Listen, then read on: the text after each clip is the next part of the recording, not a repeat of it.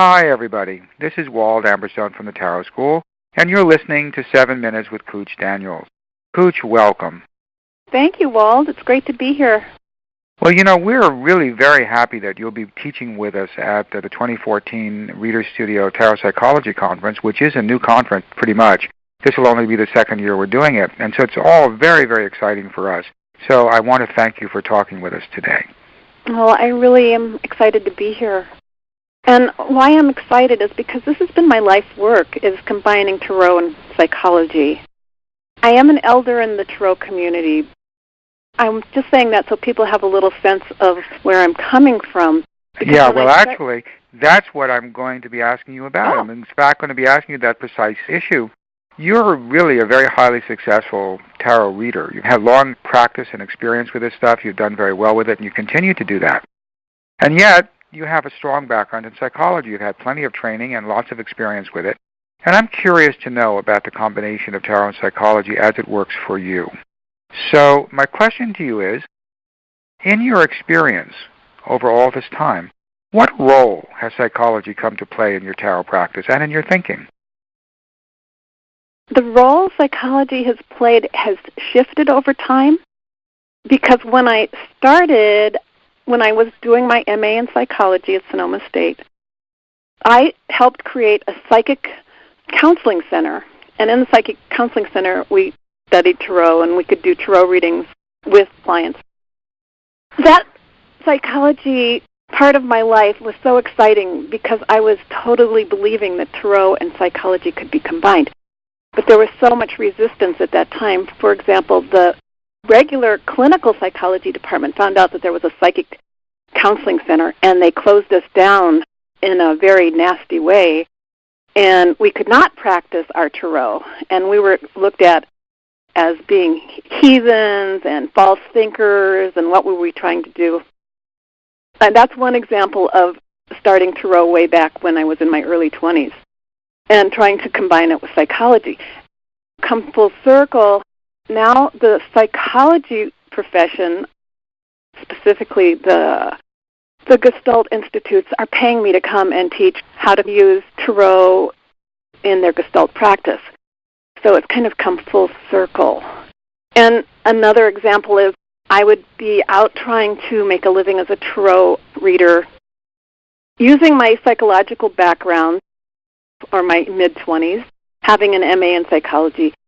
But places that would hire me might be like an exclusive shop on Polk Street in San Francisco.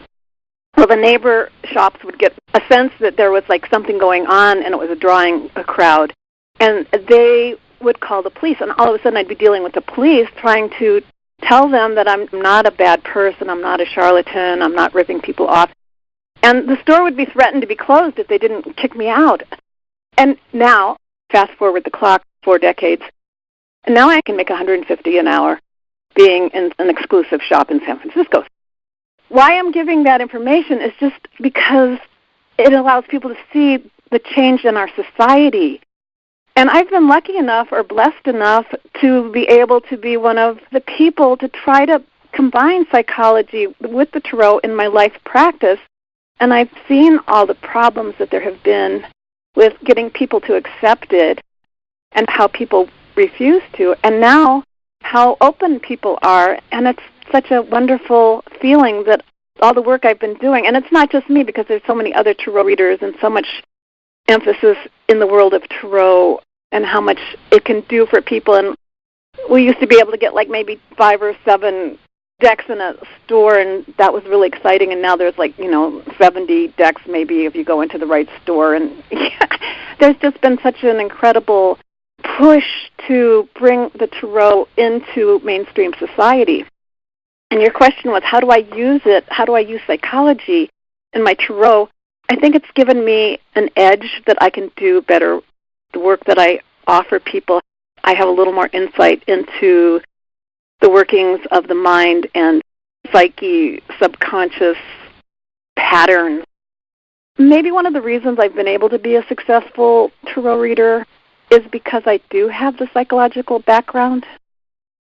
Well, I heard a long time ago from another person entirely that it was his opinion, and he's a scholar and an historian, that tarot readers suffered considerably from a lack of skill in this area, that there were a lot of techniques and understandings that the psychology profession could bring to tarot that the tarot reader really, really needed in order to do a good job.